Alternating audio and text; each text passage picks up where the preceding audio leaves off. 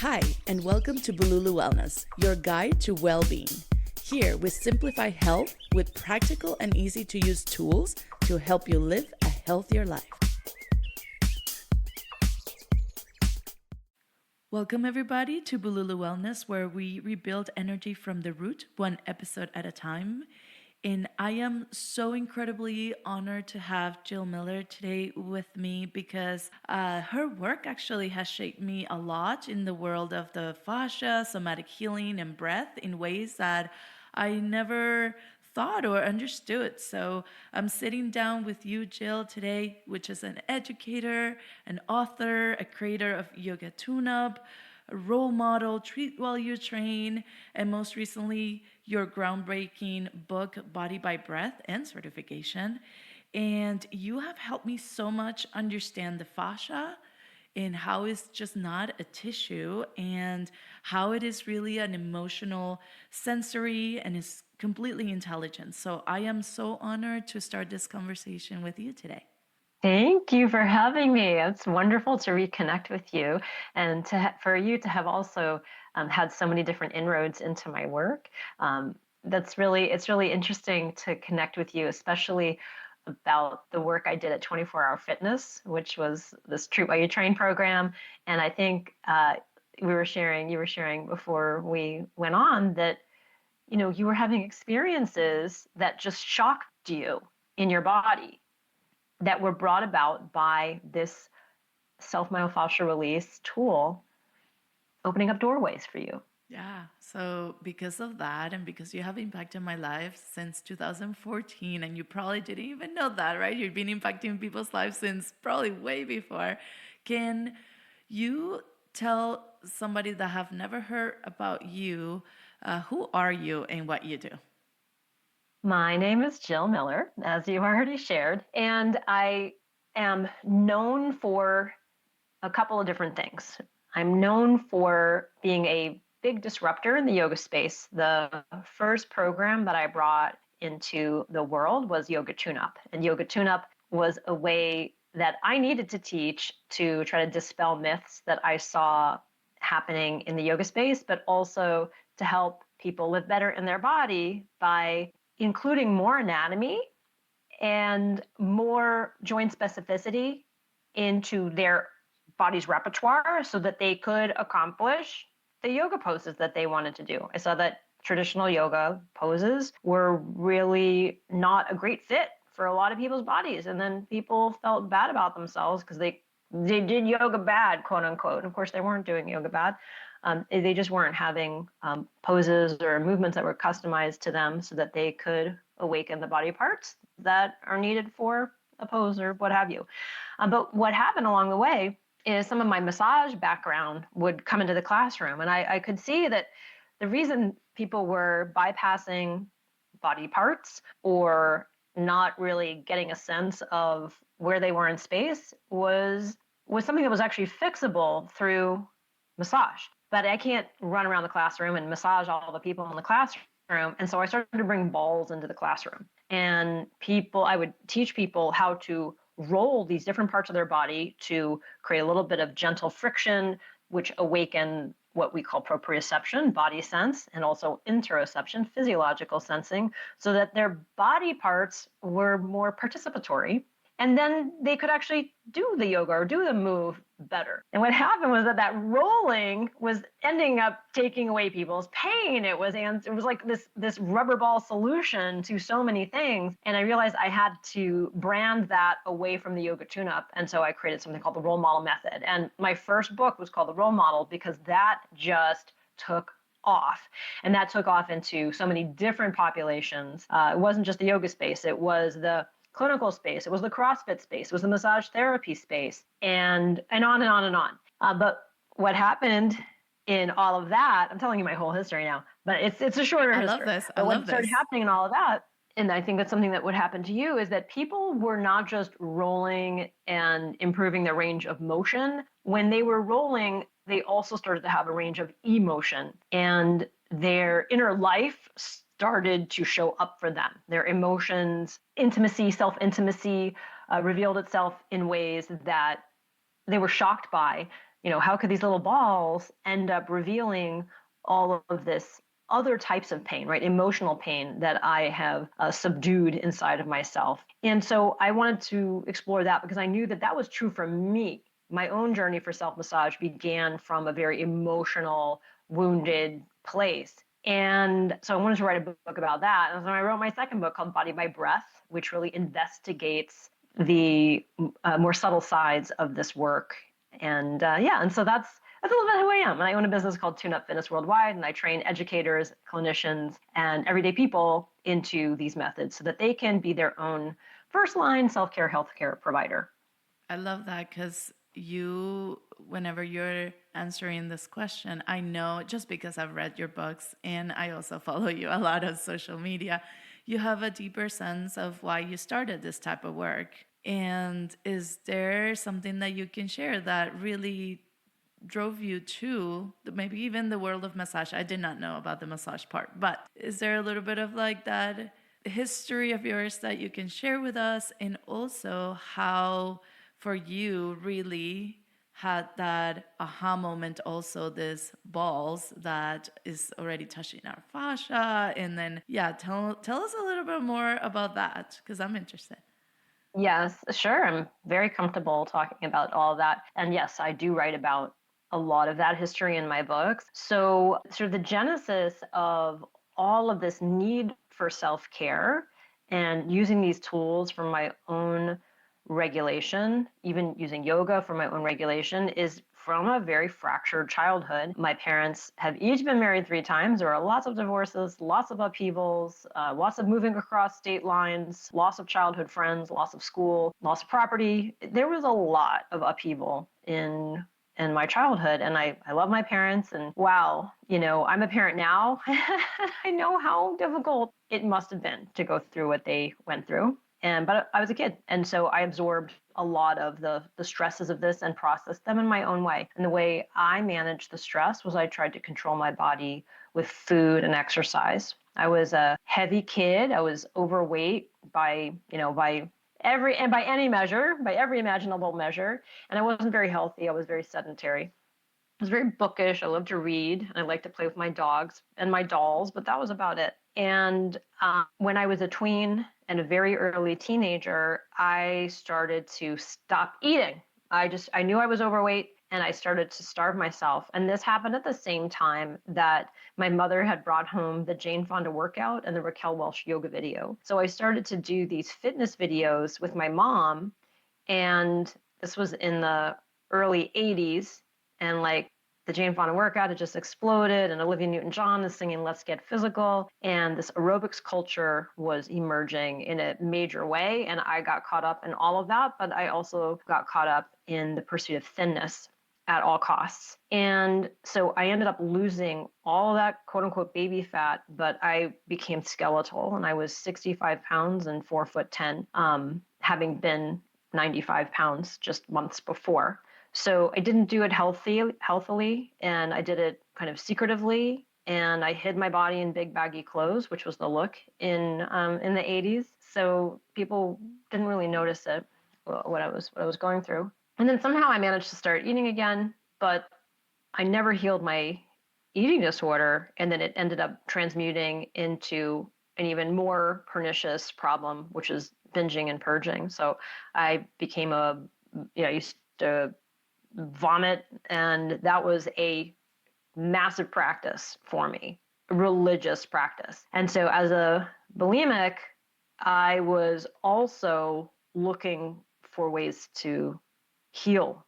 I knew what I was doing was damaging. I was reading books on anorexia and bulimia. I was checking out books from the library. In high school, my mother never saw these. I don't know how she never saw these books, but I was just trying to hack my own problems without actually talking to a counselor or talking to my mother, which, well, maybe that would have helped. But trying to make the story a little bit shorter, once I got into college and I got into a great school, I ended up going to yoga classes and doing work study at a shiatsu massage school outside of school and learning the Japanese art of shiatsu. And then I was doing work study at a yoga studio. I was doing all this stuff. But the therapy ball work, especially the gut-based work, came from a suggestion that a yoga teacher made to me. So I let this teacher know that I couldn't feel my abs, which I thought was a problem because I was in the dance department and I was doing Pilates and I couldn't feel my abs. I couldn't feel them contract. And I also told her that I was bulimic. And I knew these things were connected. I knew that my lack of feeling my body had to do with these behaviors. And she suggested that I lay belly down on this object, which looked like a hamburger bun. It was a sandbag that was the shape of a hamburger bun, and to lay my belly down on it and to breathe into it. And so I did, and it was just horrible. It was like horrible pain in my abdomen that just pervaded, took over my whole body. It was very unpleasant, but I felt, and that was the key. I wasn't numb anymore. There was that visceral pain finally like made its way up to my brain, and my brain said, I can hold you. I can hold this. I can hold this pain. I can feel this pain. That was profound. And so I started to practice that in my dorm room. I would roll up a towel and I would spin it around and make it look like a honey bun, like a cinnamon bun. And I would breathe into this towel all over my abdomen every single morning, first thing, after going to the bathroom, to try to reconnect to the parts of me that I was afraid of, that I lived in fear of, that I disavowed, that I hated so much, and just tried to befriend myself. And that was the beginning of that journey. And now, of course, I have many, many tools, especially the Gorgeous Ball that we use for visceral massage. We use it for lung massage and for very, very gentle way. It would never put a sandbag in somebody's abdomen and say, breathe, best, hope for the best. So that is really the journey of how I worked my way out of the bulimic behaviors and into an agreement with myself to try to support all of the parts of me, the parts that I liked, the parts that I didn't like, but to bring them all together again and to re-embody my body. That is so beautiful, and thank you so much for sharing that story. Also, I learned today that we both were fans of Jane Fonda, but I, I, Also a bulimic. So she's actually one of the people that I learned about binging and purging from. oh, She literally talked about it on 2020. This was a news show that people watched in the like 70s and 80s, and they did an expose on her, and she was very open about it. And that's actually kind of where I got the idea to throw up. really? Wow. I didn't, I was, Yeah. I was younger at the time, so to me it was just more movement. But then my dad did Hmm. pass when I was 11. So my system, my entire body shut down. And it's not that I wanted to be in any disorder eating or anything like that, but I remember just eating watercress every day because I wasn't hungry and I had gastritis and all these things. So putting that courageous ball on top of my belly or vice versa, me on top of the courageous ball was very interesting. Let me tell you, I almost cried. It made me feel Mm-hmm. nauseous. And that's when I Mm-hmm. teach it to people, I'm like, please safely and slowly because it can spark so many things there. And with that being said, you teach beautifully about the fascia and how it's sensorial and emotional and informational. You are one of my biggest inspirations to understand better the fascia because as a fitness instructor, I did not know what the fascia was until I went to that training at 24 Hour Fitness, and you changed my world. You did. And so for the listeners, can you explain a little bit about what the fascia is? Sure. Yeah. So this is such a complex body part. And so reducing it into simplifications is challenging. But the simplest way that I like to explain this whole body connective tissue is that it is your seam system. It is your body's living seam system. It is the stitches that connect you from foot to face, cell to skin, heart to brain meninges, and everything in between. So it is the fibrous and fluid connective tissue that you see if you've ever taken chicken apart or even cuts of beef or meat, you see this sort of white, stringy, translucent stuff between individual chunks of meat. This is that tissue. You have it all over your body. And it is an incredibly dynamic tissue. It provides your body with your form and your shape. It is also very fluid rich. It's 11.5 liters of fluid are housed within your fascial tissues, but it also is very sensory rich. And this is something you've referred to many times. There's 250 million sensory nerve endings that that end in your fascial tissue. So it's a huge organ of sensing, and it helps to provide feedback about where we are in space, physically. It also helps with sort of the capillary beds and our microcirculation. It is such a complex and involved tissue that it's also proposed to be reclassified as its own organ system. And so we can get as complicated as you want, or we can make it really simple and just talk about how it just connects us to all the parts of us all the time. And you're never not training it. You're never not touching it. You're never not involving it. It's just we didn't really know how to discuss the dark matter of the body. And with that, there's a lot of emerging research right now on trauma, right? And trauma being stored in the body. The body keeps the score. Now I'm in a training with Dr. Amy in regards to the biology of trauma, which I love. The trauma that I want to talk about, especially in the connective tissue. And from your experience, how fascia holds or reflects that emotional history for a person with trauma? Well, this is not a really, simple question because we have to understand a little bit more about the autonomic nervous system and also, the sympathetic versus parasympathetic branches, and how, people who have experienced a lot of trauma may be a little more tightly wound, a little more agitated, more highly anxious in their bodies in general. And that spinning, that overdrive of the sympathetic nervous system can create a lot of chronic tension in your fascial tissues throughout your body just because of the abundance of sort of shock to the system. There's an interplay with the cells that compose your fascia. So the cells that compose your fascia are called fibroblasts, and they tend and mend to all of the fibers that are in their area. Your fascial tissues are going to be going along with the postural compensations that are generated by your nervous system. So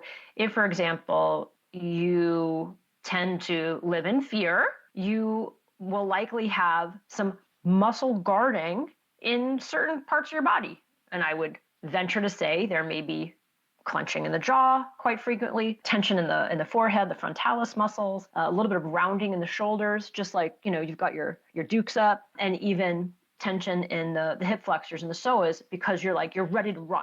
And so your fascial tissues are going to accommodate your postural proclivities. And so that might render these places with thickened connective tissue. And so when we start to roll that area or start to stretch or create turbulence in the connective tissues in these different areas where we have our postural habits of defense up, it can be euphoric to release these areas, right? Because it will diminish pain, it'll improve range of motion. And then we can have the associated emotion that goes along with the release of these things. There is a more complex, involved thing that goes along with adrenaline spikes can start to thicken the connective tissue and what happens with the fibroblasts in those instances, but it is not an immediate thing. These are sort of long-term changes that happen within the cell bodies of the connective tissue due to exposure to traumatic events. And Dr. Stephen Porges, who is one of the researchers that I highlight in Body by Breath, he talks a little bit about the autonomic nervous system involvement via the nerve endings that are, implanted throughout the fascial tissues. But I think the simplest way to look at it, because I just went into a lot of complexity, is we are so used to our resting tone. Our resting tone is what our brain thinks we need to cope on a day-to-day basis, which is how we face the world. And when we start to induce the relaxation response, and we can do that in many different ways, I like to induce it through breathing, through position, through rolling, and through stimulating very specific portals that sort of get at the vagus nerve. When we start to enter into this relaxation response and we unclench the areas that our resting tone has habituated us to, we can start to feel very unmoored and discombobulated in recognizing how defended we've been, how much unnecessary energy we've expended to hold ourselves in a certain way that's completely unnecessary and is actually very imbalanced in the way that we face life. I think that those adaptations, though, are necessary until you're until you're able to process how it is you've adopted. So, like for your example, with a parent passing at a young age, I mean, this is such a brain changing incident that has a ripple effect. I mean, ripple isn't even the right word. It's a cataclysmic effect on every system of your body and how you see the world. And so, of course, this is going to affect our physical body. We're not separate from our experiences, but how we story them and how we kind of survive them and cope with them, that can change over time. Yeah, absolutely. And I think at 11, you are now needing to push in life and just survive in a way, right? And just tense as much as possible and contract. And whenever, as an adult, I learned how to create that sensorial awareness of my body, that also came a little bit with anxiety, because once my body starts understanding this parasympathetic states and relaxation, it just comes all this emotion and forward, So this is why I think your work is so important, because I do believe that the more I do it, the more I can get more in tune with my physical body and really find safety again. So for the person that is constantly on that push or performing or training, an athlete training, or simply living in sympathetic, like our professionals, corporate people, how do you see fascial and breath work helping them find safety again?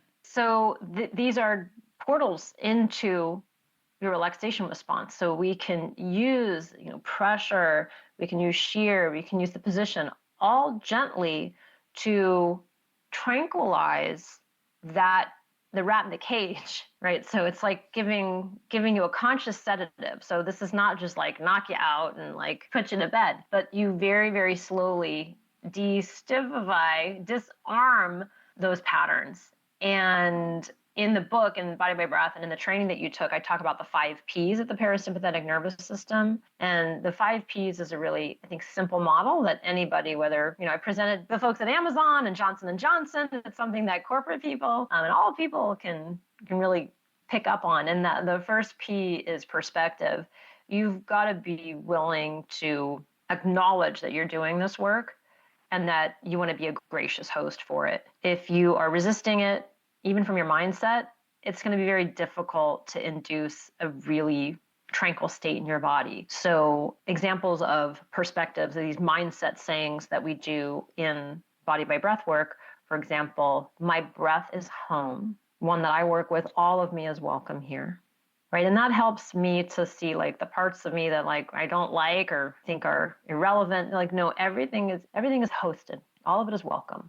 And then the second P is place. It's important that when you're trying to do parasympathetic dominant style work, that you're in a place where you are safe, where you can let go. So whether that's a room with four walls, whether that's a yoga studio, or whether that's in your bedroom, under the sheets, wherever you feel safe. So place. The third P is position. In order to induce the relaxation response, it's helpful to go with gravity, to be low to the ground. In fact, to be laying flat or even slightly at an angle. Well, I call this gentle slope, where your pelvis is just a little bit higher than your heart, which is higher than your head. So that could be just as simple as laying on the ground and then lifting your bottom and placing it on a pillow or a Coregeous ball or a yoga block. And that induces something called the baroreceptor reflex, which the short version of that is that it slows down your heart rate and it slows down your breath pace. And so these are all ways of slowing down, getting low, staying with your mindset, whatever you've chosen. And then the fourth P is pace of breath. So we can use slow paced breathing to kind of get out of the rut of our habit of breathing fast or breathing shallow, but we're going to do slow, deep breathing to support the relaxation response. And that also really helps the vagus nerve as well.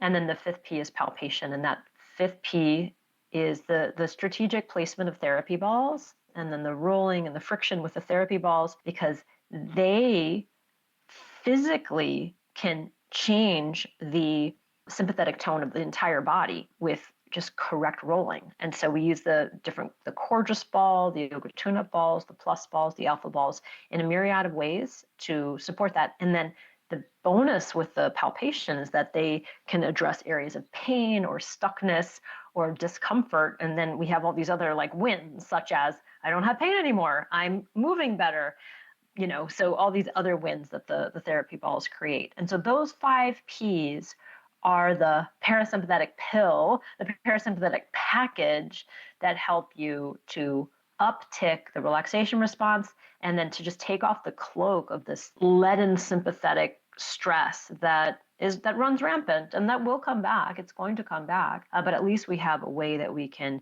meet it and improve our nervous system's resilience. So we're not always stuck in overdrive, but we have more capacity over on the other side of our nervous system's wellness. And that's what I love the most is when a person tells me about stress or what is resilience is about really building that capacity. Our bodies can handle stress, but it's how do we build that capacity, even physiologically in this regards. Jill, fascia is always misunderstood or really reduced to just rolling with a ball. If you're in the fitness world, I'm glad it's rolling with the ball, because most people don't even roll with the ball. They're like, oh, they roll on the foam roller. I'm like, no, what? Or the foam roller, but they also have a very hard ball. So what is the most important what's the most important truth about this for people that they should know about this type of work, rolling with a ball or rolling with a foam roller? Okay, soft is supreme. It doesn't have to hurt to work. You don't need a tool that feels like it is filleting you in a painful way in order to get a result. Less can be way more. The soft tools really conform to your body, and they don't keep pushing in and injuring you. So we do risk bruising. We do risk joint dislocations if we're just hammering ourselves really hard with things like lacrosse balls or PVC pipe. It's better for the nervous system, first of all, like to meet your nervous system so that it doesn't send the alarm system. So when you're rolling on a tool that's too hard, it's going to hurt. And what you're rolling against is, number one, your pain, but you're also rolling against your own muscle bracing response. So you're not going to be able to get deep or get a therapeutic response if your sympathetic nervous system is the thing that's being engaged while you're rolling. So in order to engage our parasympathetic nervous system while we're rolling, we need to have something that feels yummy, that conforms to our form, that can navigate in and around bony prominences without irritating or agitating. And so the therapy balls that I produce they're springy, they're grippy, they're compressible rubber that really molds to you. And they're all over the floor always. But this is the largest, the alpha ball. So all of them are made with grippy, pliable rubber. And then the Coregeous ball, where is that? That's an air-filled ball. And this is great for the trunk, for the neck, for your abdomen, your viscera, for breathing. You can literally feel your body breathing into it. You can feel the reciprocalness of the tool working on your core cavity while you're expressing your breath into it. It's really quite beautiful. So the biggest myth is pain and gain. That's not true when it comes to self-myofascial release. It doesn't have to hurt to work, and less can be way more. And how do you see the fascial care as be part of like this integrative health model that I have in my head? Because I have it in my head, but I want to ask it to you to see how can you make people aware that how important it is, like fascial care, including with nutrition, movement, breath work, even emotional regulation. Where do you see that fascial work to be part of that integrative health model that Meli has in her head? There's a lot that we can do to take care of ourselves that we don't need to outsource to others. I love getting a massage when I click with the therapist. right? When I feel that their nervous system is a good host for my nervous system. But if there's a mismatch, it's hard to let go. It's hard to let your guard down and really get the therapy that you need. But you are so unique. You kind of know exactly the amount of pressure that you can tolerate. You know exactly the spot. And when people can have that autonomy to address their own physical needs, and I mean that in both spellings of the word need, address their own physical needs, it's very empowering to realize, oh, I healed myself. I got myself into this mess, and I can actually work my way out, and I can learn something about myself in that process. So I think that's very, very empowering. And I don't mean that all pain is self-generated. And like some we have accidents where in a car crash where we fell down the stairs or what have you. But if we've been overtraining, which a lot of the people I work with are in the fitness industry, and they've just overtrained themselves, but they've been working around issues that maybe came from childhood, from a fallen childhood, and they've just trying to blast through and hope for the best. And that's really not the best strategy. We really want to have all of our tissues brush and floss, just like we would brush and floss our teeth. No joint should be left alone. There's so much that we can do for every fascial layer and every continuity in the body. And I think that the more people can learn about how they can treat themselves, the better off they'll be. And then you'll be able to have conversations with your primary care doctors or surgeons or whoever it is. You'll be more informed about your form when you're in conversations with them. And I spend a lot of time working with educators so that they can empower their students. And frankly, a lot of educators, when they learned anatomy, it was out of books or in posters. It wasn't their own aliveness. It wasn't their embodied anatomy that was brought to life. They didn't have the experience of their anatomy. And so I find that to be a very rich experience for all parties. So when I teach classes or workshops or trainings, there's often as many quote unquote lay people as there are people in the fitness or wellness or clinical industry. And it's new to everybody, this experience. That's what I love the most about your trainings. I'm very hands on, and sometimes in the world of nutrition or even in personal training, right? There's a lot of textbooks and a lot of this is the protocol and this, but until you don't do it yourself and to others, you're like, this might not work for the regular person. So since you work with a lot of active individuals, and especially the athletes or the gym goers or those high performers that are never really paying attention to stretching and breathing, what are your thoughts when they start ignoring their fascia? Like, what long-term patterns do you see in a person that ignores taking care of their fascia? We just have these workarounds. So stiffness begets stiffness.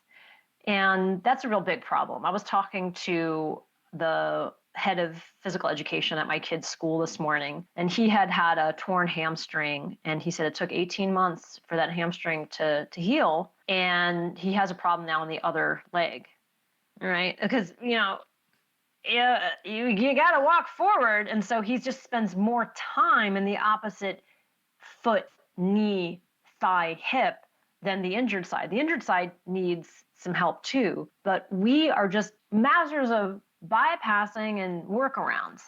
And those workarounds they're wonderful, they're adaptive, but we could probably have more balanced workarounds. And I think the therapy balls are a great intervention to highlight what tissues you're bypassing and then help bring them into the party so that you're not an out of tune orchestra.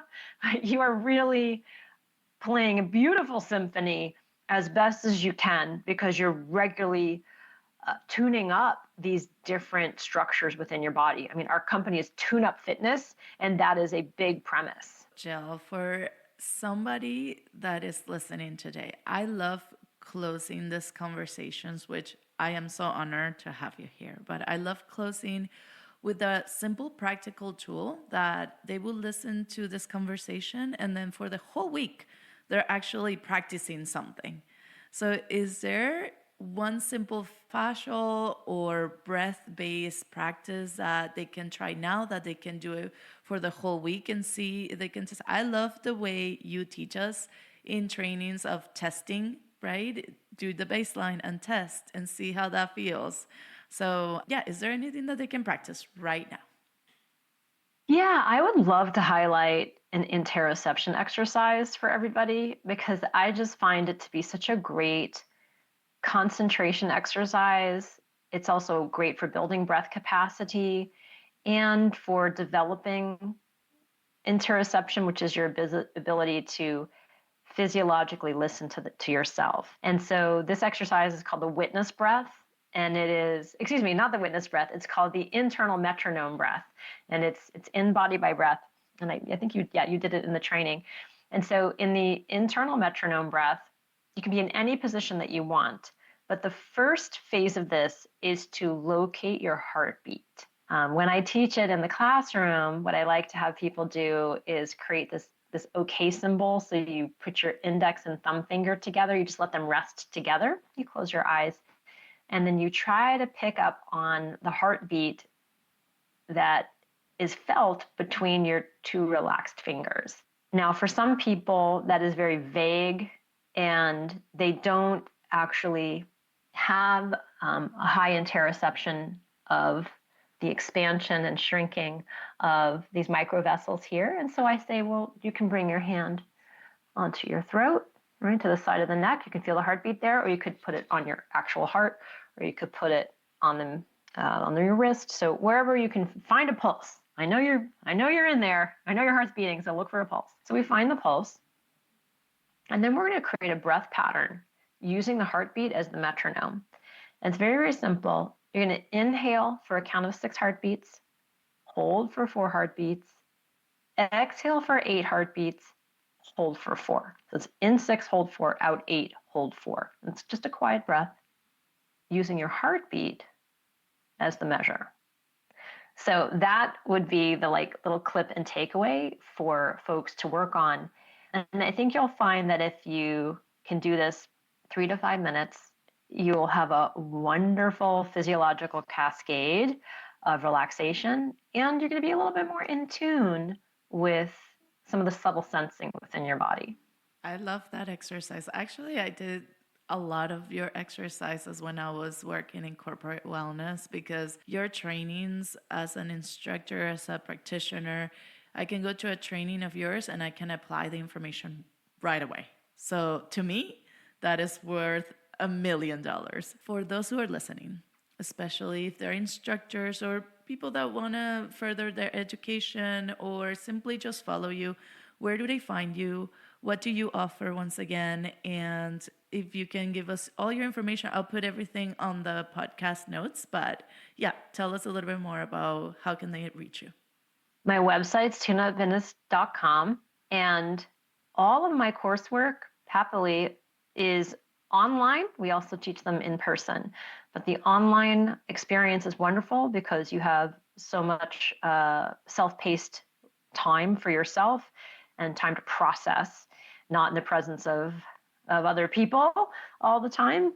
And I find that to be a real wonderful surprise. I didn't realize how the work would translate into online, but it has. It's doing really, really well. And then we have Zooms where we go over practicum that's related to the pre-recorded material. So there are many courses that are recorded, but our 3 primary certificate courses, our competency courses, are the role model method, and that's about 16 hours of content. There's the body by breath immersion, and that's about 18 hours of content. And then there's the yoga tune-up teacher training, and that is about 70 hours. It's a very, very intense 7-day program. That is my movement programming model, whereas role model is all about the science of fascia. Body by breath is really this science of the autonomic nervous system and its relationship of breath, fascia, vagus nerve. And then yoga tune-up teacher training is where you really refine a lot of classroom stuff, as well as engage in the biomechanical model of movement that I teach. So those are the 3, but there's other programs. Like, for example, those of you that are like, I want to do something right now.